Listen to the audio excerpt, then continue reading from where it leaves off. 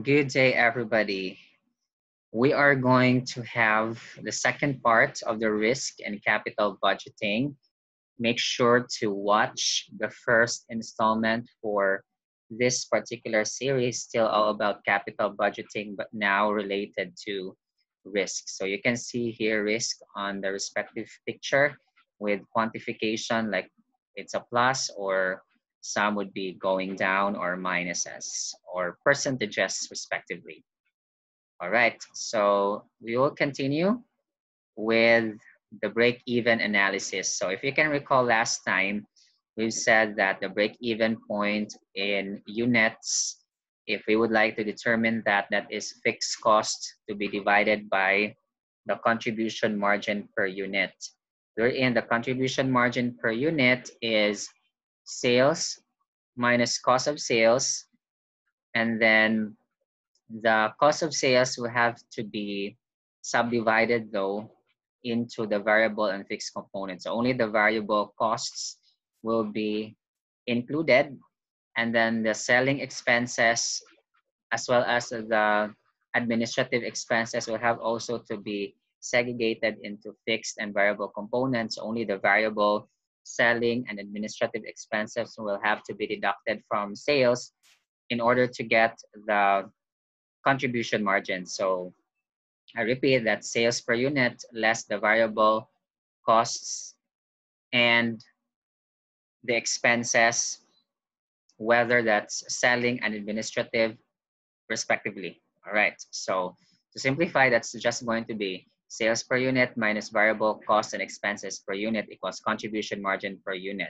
So whatever is the contribution margin per unit, that's going to be the denominator, and then the sales per unit, of course, will form part of the contribution margin as obtained. So to get the break-even point, I repeat, that's going to be the fixed costs and expenses. And that's the point a while ago that we segregated the cost of sales as well as the expenses, whether selling or administrative and or actually, because the fixed components will be the numerator. That's the point. So fixed costs and expenses divided by the contribution margin per unit. And then we will be able to get the break-even point in units. Although if you would like to know in pesos, for example, or dollars, we can just make use of the contribution margin ratio, which is also simple to compute. That is just the contribution margin divided by the sales. Okay, whether that's going to be per unit or total, we can still get the same ratio. Anyhow, so this is the illustration now.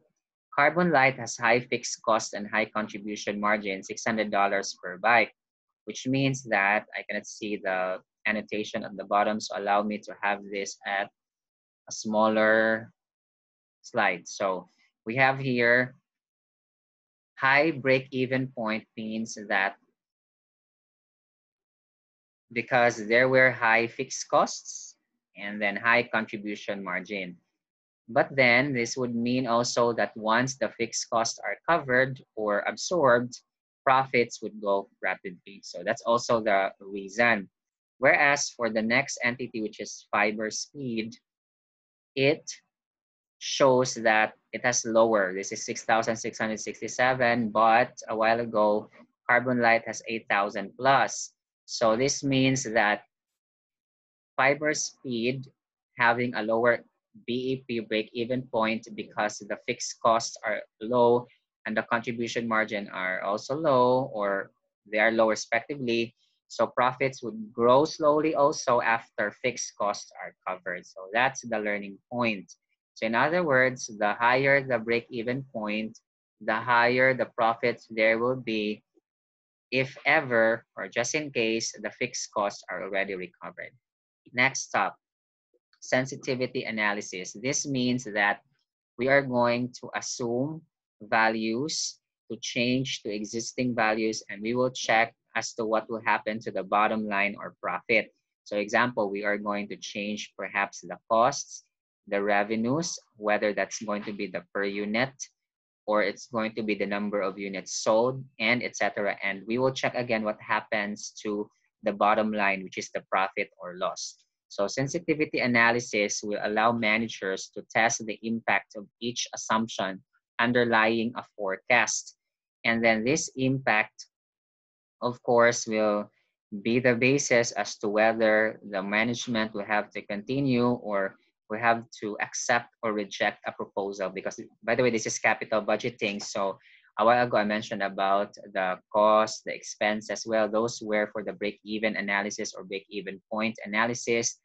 However, that's under cost volume profit, but this one, this is sensitivity. So the assumptions under the net present values could be the discount rates, could be the term, the cash flows, the investment. If they are changed, what would happen to the net present value? So this involves calculating the NPVs for various deviations from a base case set of assumptions. So we have here, GTI has developed a new skateboard, and then the base case assumptions yield net present value of $236,000 plus additional info. Project life is 5 years. This has an upfront investment of $7 million. This is our cash flow at time zero. And then depreciation will be straight line method for 5 years. So to continue, 1 year from now, the skateboard industry will sell 500,000 units. Volume will increase by 5% per year. Company will capture 5% of the market in the first year, then it will increase 1 percentage point each year after year. So at one, of course, 1% increase for the market. Selling price will be $200 in year 1, and it will decrease by 10% after year 1 per year. So constant decrease. Then all production costs are variable and equal to 60% of the selling price, which means that contribution margin then will be 40% of the selling price. Then marginal tax rate is 30%. Appropriate discount rate, cannot see it, is 14%. That's our R. So using sensitivity analysis, if, for example, with our assumptions, and then we can be pessimistic, meaning we can be negative, and opposed to that is being positive, optimistic. So the net present values would differ. For the pessimistic, we can notice that the net present values are negative, but for the optimistic, they are positive. Of course, guys, we all know that for the sensitivity analysis, these assumptions are being applied individually. So this means that this illustration is simple in that sense, because in real life, we can be incorporating multiple assumptions just to be able to check how our investment would be performing, should it be employed or not. Should we be optimistic or pessimistic about such? Okay, so net present value, of course, you know the formula, present value of the cash flows less cost of investment. And then what about the items here, like discussing about sales? Remember, guys, for the cash flows, the basis would be, of course, the net income or profit. Then we are going to add back depreciation and the non-cash expenses. And then we are going to deduct the non-cash income or gains, right?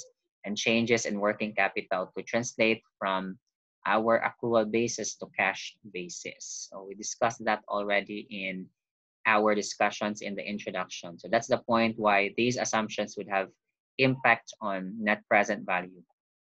Next, scenario analysis is much complex or complicated form of sensitivity analysis, because rather than just one change, as what I've said a while ago, we can have multiple assumptions or whole sets of assumptions changes in a particular way. Example, if consumer interest in GTI's new skateboard is low, so this is going to translate into the demand that will be low, the project may achieve a lower market share, this is true, and a lower selling price than originally anticipated. Why? Because, of course, guys, we actually know from economics that when we have lower market share, so meaning lower demand, and then we have higher supply of our goods, so we have to lower the price so that more people will be enticed to buy our products. So that's our way so that we can garner certain interested buyers or consumers. Next, Monte Carlo simulation is going to specify a range or a probability distribution of potential outcomes for each of the model's assumptions. So just like with the sensitivity analysis a while ago, that we determined what would happen, what would be the outcome of the assumption for number one, and so on. And we can also apply multiple to get for the scenario analysis. But then for Monte Carlo simulation, it's a higher end. We would say that because it would also show the degree of correlation between the key variables. So we would be saying, why is it that when we change the percentage of sales, this happened to the net present value? And if this is the change for sales, this is the net present value. So what cost that? So these are the key variables. Or if it is now the multiple, so for sure there would be many variables, hence plural, to discuss that. Then because we are now in the modern world, so there can be software packages already for simulation purposes we're in. We can just install that and then incorporate any changes of our assumptions, and we will be able to get the outflows and the outcomes, and of course the project cash flows and net present value over and over again. So we will not be worried about how costly that is for the analysis because there's already a finished software product, a commercialized software for that. Even Excel, guys, actually we can make use of that, but for sure in today's world, there would be like specific app that would cater really to this need. Then the simulation produces the probability distribution of project cash flows and NPVs, as well as the sensitivity figures for each of the model's assumptions. So while going sensitivity analysis, remember we had changes to the respective market share, to the selling price, units sold, etc., the percentages for the costs and expenses, and etc. For this one, for Monte Carlo simulation, this would also involve the probability distribution of project cash flows. Like if we do this, we would have this particular 40% chance that we will be getting this $5 million cash flows, 60% for $10 million cash flow. So probability now is there. Okay, because again, there are computers now, and then the computers costs decreased along the way dramatically. So that's why Monte Carlo simulation has been done also in practice and has grown in practice. Then the bottom line is that simulation is a powerful, effective tool when used properly. So can just imagine, like, if we assume that this can happen, and if we can make that happen, so that would happen to our bottom figure. And that's the point. Then we can, of course, as users, there are many outcomes that we can think about, and we can analyze from range or multiple outcomes and possibilities or probabilities of the bottom line or the profit or loss or the net present values, more importantly, rather than having one point or single point estimate of the expected net present value. So that's the point of having multiple simulations. On another hand, we also have a decision tree. So a decision tree would have multiple nodes in which for each node will be possibilities and then courses of action. Like if we do this, is it a yes or a no? If it's a yes, if we do this, is it a yes or a no, and so on and so forth. So by each node, there would be corresponding outcomes later on. This is a visual representation of the sequential choices. Take note, this is applicable for sequential. So step by step, taking decisions that managers face over time with regard to a particular investment. So we are going to think of a series of if then statements that describe how they will react as the future unfolds. So if we do this, then this would happen. That's the point of if then. So here's an example for Odessa investment. Trinkle Foods Limited of Canada has invented a new salt substitute branded Odessa. So the company is thinking or deciding whether to spend 5 million Canadian dollars for this particular potato chips new line flavored with Odessa in Vancouver. So depending on the outcome, Trinkle may spend an additional Canadian dollars 50 million 1 year later to launch a full line of snack foods across Canada. If consumer acceptance in Vancouver is high, the company predicts that its full product line will generate net cash inflows of $12 million per year for 10 years. All right. But if less favorably, just $2 million per year for 10 years. All right. Then cost of capital, it's not clear. I will minimize this again. So 15%. Okay. So here is an example of the decision tree for Odessa investment. As what I've said, there are nodes. You see these nodes or dots. Shall we spend 5 million Canadian dollars? Then shall we test? Second step is to test. Then if we have high demand, probability is 50%. Then shall we launch? If we launch because of the high demand, so this will be the NPV. But if we do not launch, of course, zero because zero effort. We test, and then low demand, probability of low demand is 50%. We launch, so we get a negative net present value. If we do not launch, so zero, of course. And then do not also test. So if we can notice here, should we continue with our testing and we are successful also with the launching, we'll get 10.23 Canadian dollars. But if negative, then because of the low demand and because, of course, we launch it despite the low demand, so we are going to have net present value of 39.96 million Canadian dollars. So this is the decision tree. I love this analysis though because this can really show to us a range of possibilities. However, this can be bulky if you have plenty of such possibilities and steps and nodes along the way. All right, so to work through a decision tree, begin at the end and then work backward to the initial decision. That's the good point.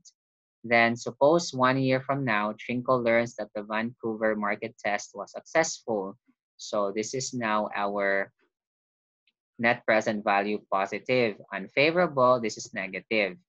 We then evaluate today's decision about whether to spend that 5 Canadian dollars in million, of course, or millions. The expected net present value of conducting the market test is, so this is the expected NPV, which is going to be the sum of the possibilities. Remember, this is the initial investment, so it's going to be negative, while 5 here, that's of course 50%, 0.5 for the probability of being successful and 0.5 for not successful.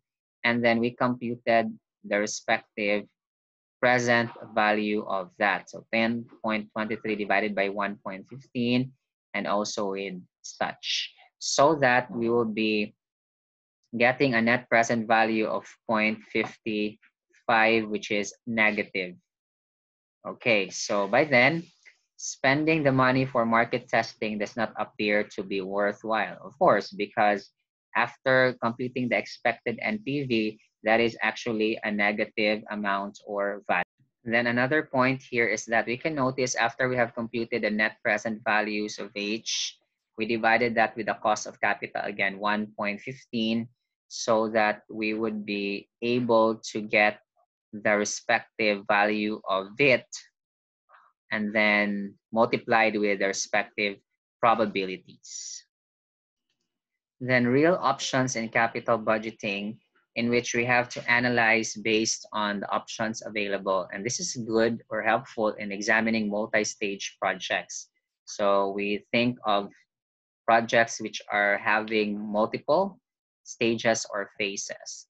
Embedded options arise naturally from investment. So meaning because there is investment, there are options that are really available. And then these are called real options to distinguish from financial options. The value of a project equals value captured by the net present value plus the option. So the learning point here is that it's not just the value of a project is attributed because of the net present value. It is also because of this particular real option. And options can transform negative NPV projects into positive NPV with the exclamation point. So here are the types, expansion options. If a product is a hit, so we expand production. So for example, this resulted to negative NPV, but because the product is a hit, so the real option is expansion option. That would result for another benefit. So in that case, we have to expand production, or we can, if not have. Abandonment options. Firm can abandon a project if not successful. So in that case, better leave off with a lesser loss. Shareholders have valuable option to default on the debt then. Okay, so follow on investment options, similar to expansion options, but more complex. For example, movie rights to sequel. So example, the previous installment of the movie is really great. And then because it's really also a hit, the product is a hit as said in expansion options.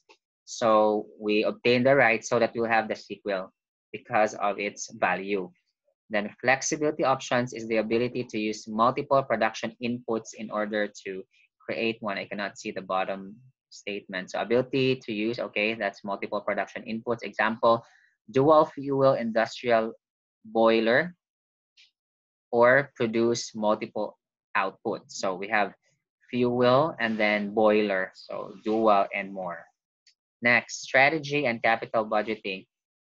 In terms of competition and NPV, the advocates of positive NPV projects should be able to articulate the project's competitive advantage before running the numbers right. So we are consumed, by the way, by the value of the positive NPV and that we decide to accept it. That's our guide or our deciding strategy or way or method. However, as suggested, that the advocates should be able to articulate, should be able to discuss, explain, describe as to what the advantages are, and not just ordinary advantage or advantages, but competitive ones. So what's the edge, the bleeding edge of this particular project over the others before showing the numbers. Then strategic thinking or long-term thinking and real options. Managers would then speak out or describe or discuss their strategy for a given investment. Then learning points here.